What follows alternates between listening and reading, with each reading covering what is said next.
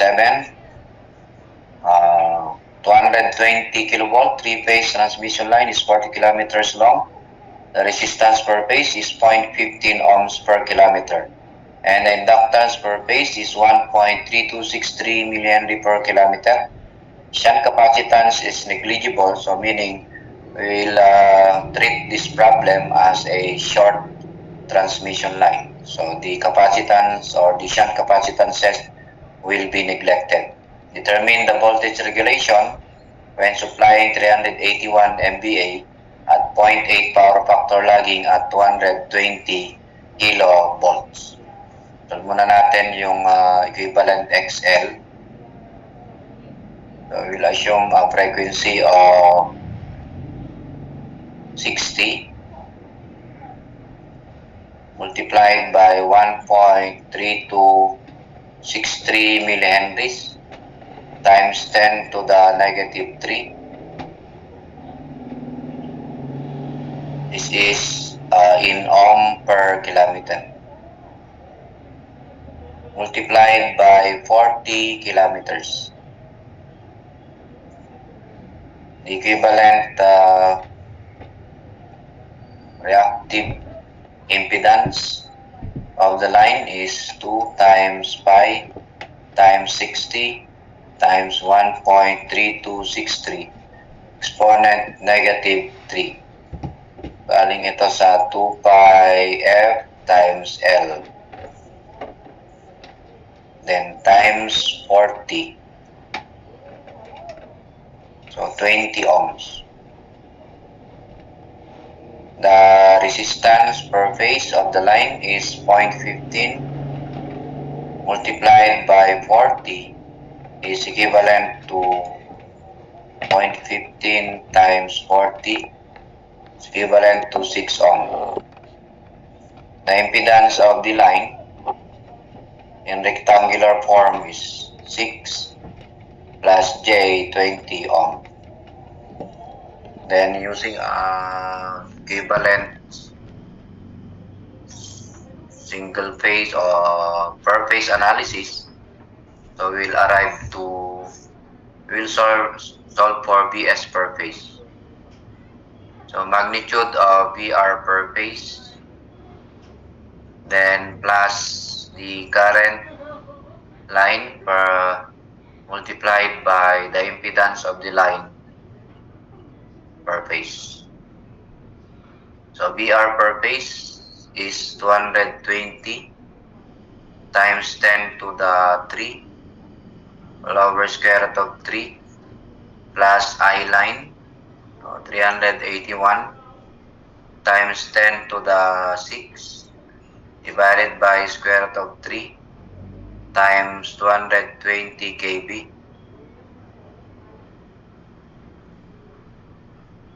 Then angle negative arc cosine 0.8.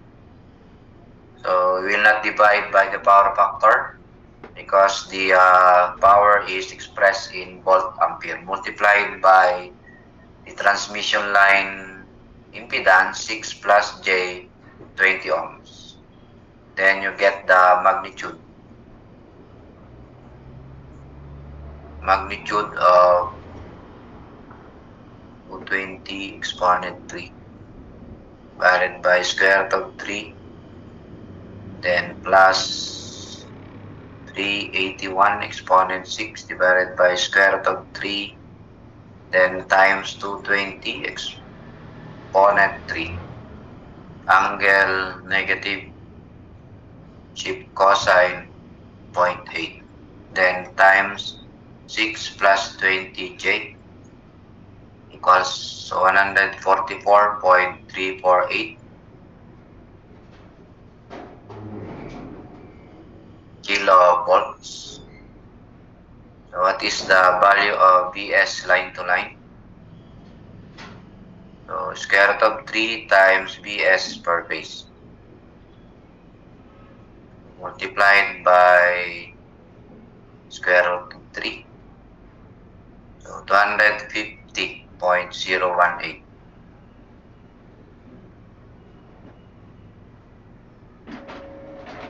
So that the percent voltage regulation in terms of the line-to-line value, so Vs line-to-line minus VR line-to-line all over VR line-to-line multiplied by 100%.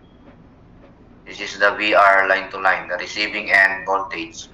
Vs line-to-line is the source voltage in line-to-line value. So 250.018 minus 220 all over 220 times 100%. You can also solve the voltage regulation in terms of per phase.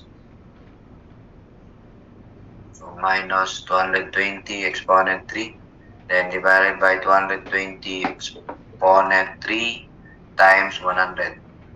So that will be 13.645 or 13.6%. That will be letter A. That is the voltage regulation of the transmission line.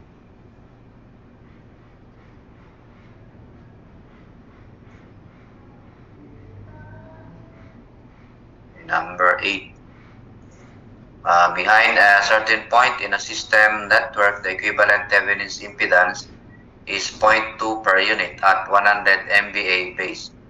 A 115 kV, 34.5 kV, 10 MVA transformer of 5% impedance is stopped at this point. If a three-phase fault should occur at the secondary of the transformer, what is the maximum fault current?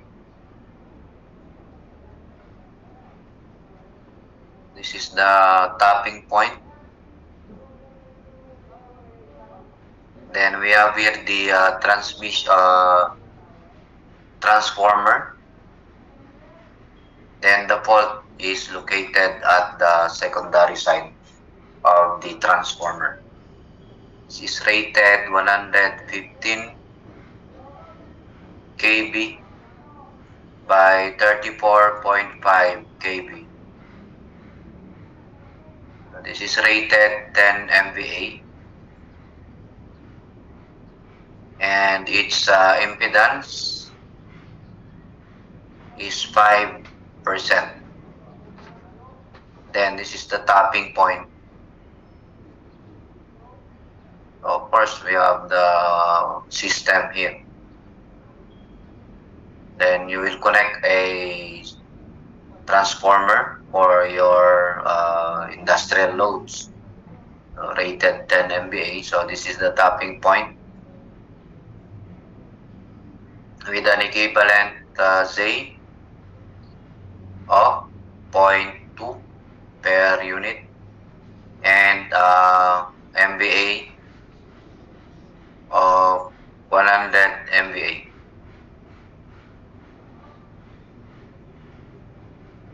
So we'll choose this as our basis.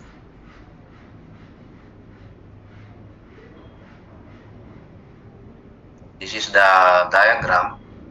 Then we have the impedance diagram.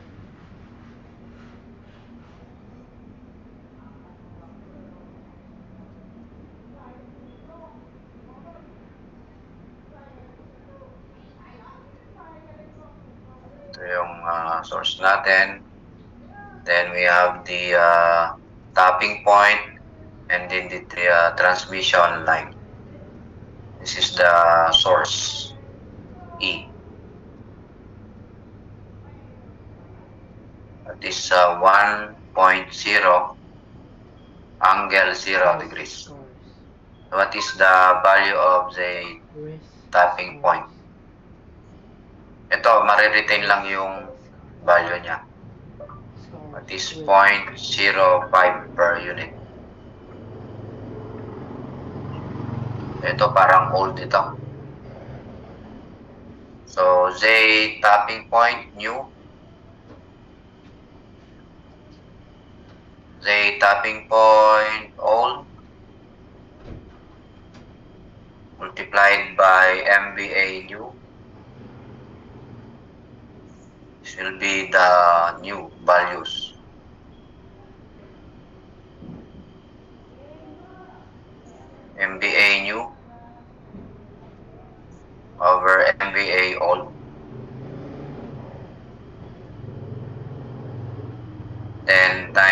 kilovolt old all over kilovolt new, then the quantity squared. So, walang pagbabago dun sa mga voltages. Ito ay 1. So, 0.2 times MVA new is 10. Yung old value niya, yung 100. So, this is 0.02. Kaya pag nagkaroon ng fault dyan, ang equivalent ZTH is the sum of the two. 0.02 per unit, then plus 0.05 per unit, expressed in the same base. So that will be 0.07 per unit. Okay, the short circuit current. So let us solve for the secondary. That will be 1 over ZTH, that is 0.07, multiplied by the three-phase current base value. So if we are at the secondary, we will use 34.5. 10 times 10 to the 6, all over square root of 3 times 34.5 kV. So times 10 to the 3. Pag walang lumabas dito, maaaring sa primary current. 1 divided by 0.07 times 10 exponent 6 divided by square root of 3, then times 34.5 exponent 3. So 2390.68.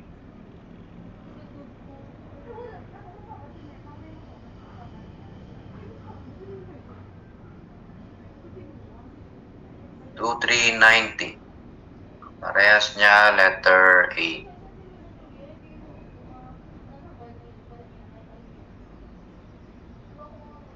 Express nyo lahat ng mga per unit values, ohmic values sa same base.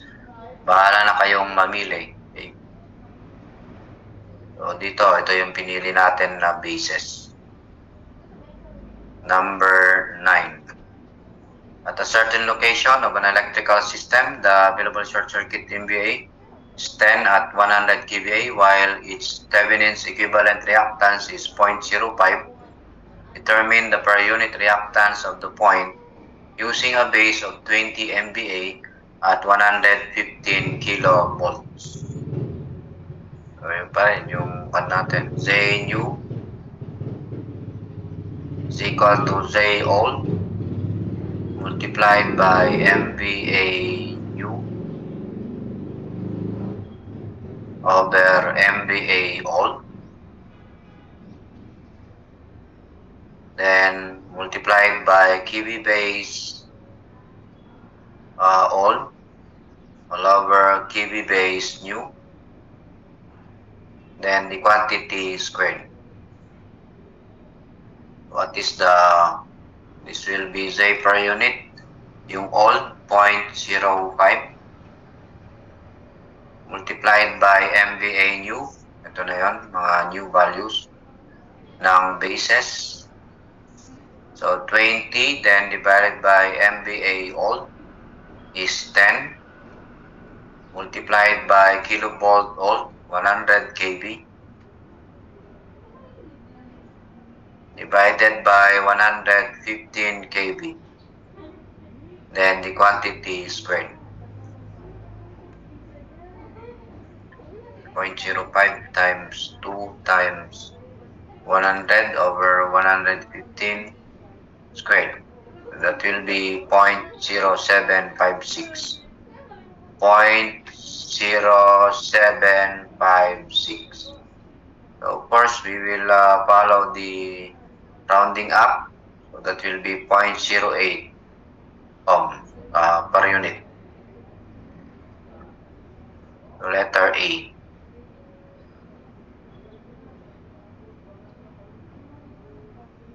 .05 times 20 times 20 divided by 10 times 100 squared divided by 115 squared. So still the same. So we'll choose letter E. So number 10.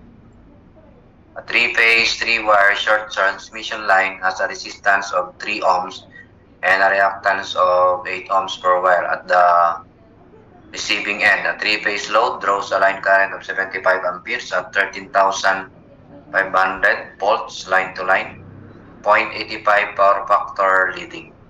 Determine the voltage at the sending end. It will be less than 13,500. So this will be disregarded. So it's either C or D. So Vs per phase is equivalent to the magnitude of Vr per phase, 13,500 over square root of 3. So this will be angle 0 degrees. Then plus the line current, 75 amperes. Angle positive because it is leading. Arc cosine of 0.85. Then multiplied by 3 plus J8.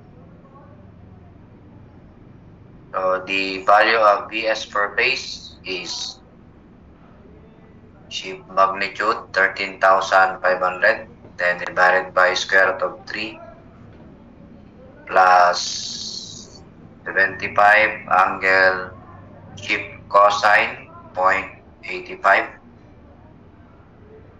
then times 3 plus 8J.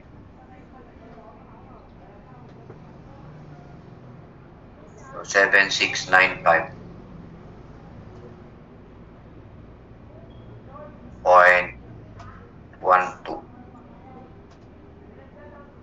So Vs per line to line is square root of 3 multiplied by 7695.12 volts is equivalent to, so times square root of 3.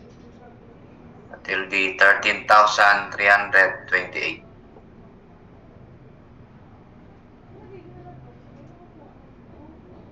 Okay, so letter C. Yung sagot ng number 10. Next, number 11. A 115 kilovolt line has a horizontal configuration. The distance between adjacent conductor is 9 feet. What is the geometric distance of the line? A GMD horizontal, cube root of distance 1, 9 times 9, and then the outer, that will be 18, or 9 times cube root of 2 horizontal. So kunin nyo yung isa na adjacent distance times i-multiply natin ng cube root of 2.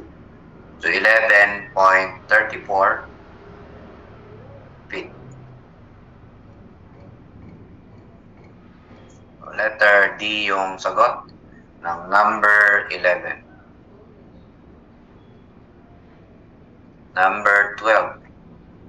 At 34.5 kV substation, the available volt current is 10 per unit. So what is the available volt MVA if the base MVA is 50?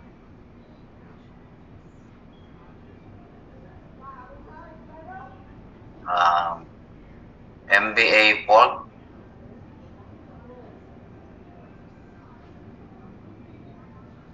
is 1 over Z Thevenin's multiplied by MVA base. Equivalent value of 1 over ZTH is I volt in per unit. That will be 10 per unit multiplied by MVA base is 50 MVA. The equivalent MVA volt at that location of the fault current, which is equivalent to 10 per unit, is equivalent to 500 megavolt ampere. So letter B.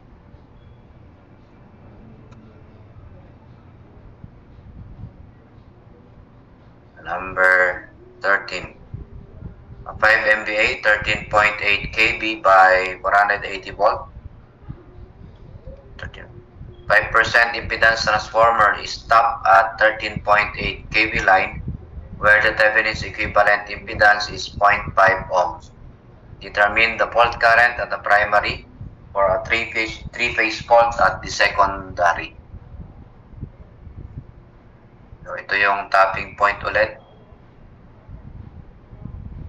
Then yung transformer natin na i-connect dyan. So rated 5 MVA. Then 13.8 kV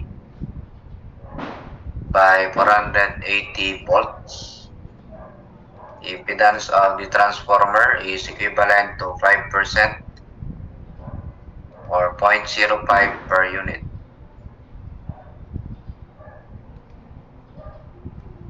The Z of the tapping point is expressed in ohms. So 0.5 ohms. So hindi pa per unit yan.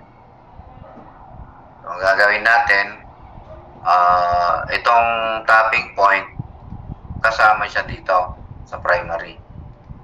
Okay? Ito na yung gagamitin natin na bases. So Z of the tapping point is equivalent to the actual value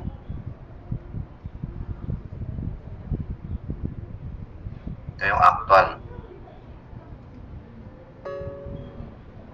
divided by Z base. Z base is kilovolt squared divided by MVA. So the equivalent impedance of the tapping point in per unit using the bases of the transformer is equivalent to the actual value 0.5 ohm. Then divided by kilovolt squared at the primary. That will be 13.8 squared divided by 5. The equivalent per unit 13.8 squared divided by 5 will be points.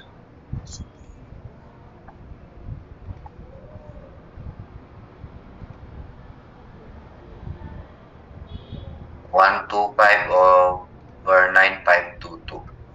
So magsisiris lang yung dalawang yan. Yung tapping point at saka yung transformer impedance. So nandito yung fault pero primary yung hinahanap. So ang ZTH dyan is equal to Z tapping point plus Z of the transformer. So that will be 125 over 9522 plus 0.05 plus 0.05 is equivalent to 6,011 or in decimal 0.0631 0.0631. Therefore the primary three-phase fault, so meron ding sariling value yung secondary according to this transformation ratio, but the problem is asking for the primary for a three-phase fault, so that will be 1 over ZTH times I base at the primary. So 1 over 0.0631 multiplied by I base at the primary So we use the 5 MVA as the base MVA. Then divided by square root of 3 times the line-to-line voltage at the primary. 13.8 times 10 to the 3. 480 volts is the secondary voltage. Inverse times 5 exponent 6 divided by square root of 3, then divided by 13.8 exponent 3. So 3313.69. 3313.69 amps. So to 3313.55. So this will be the chosen answer.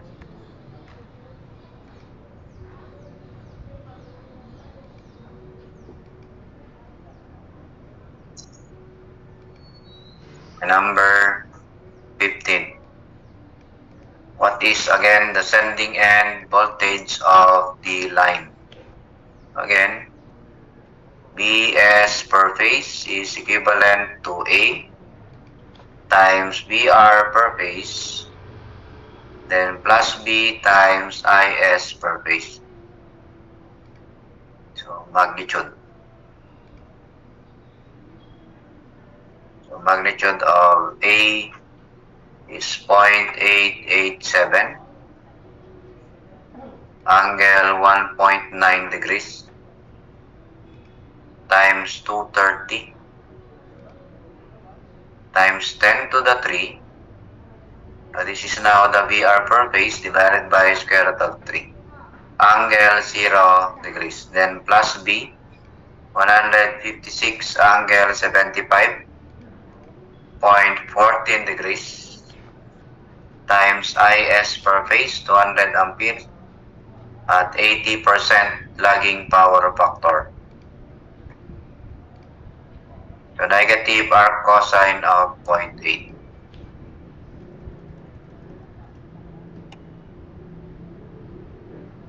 So shift magnitude of 0.887, angle 1.9 times 230 exponent 3 divided by square root of 3. Then plus 156 angle 75.14, then times 200 angle negative shift cosine 0.8, 144.1.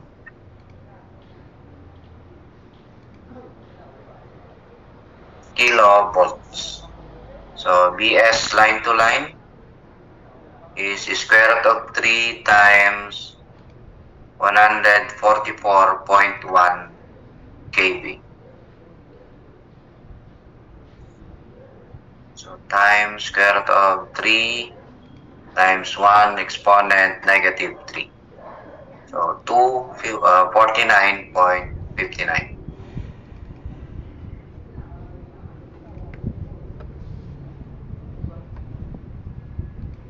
Or approximately equivalent to 250 kV.